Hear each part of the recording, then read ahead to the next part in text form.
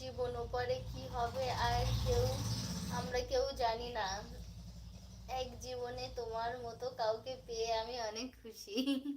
Thank you. সত্যি আমরা কেউ জানি না ওপারে কি যে হবে, কিন্তু যতদিন আমরা বাঁচবো হেসে খেলে সবাইকে আনন্দ দিয়ে একসঙ্গে বাঁচতে হবে।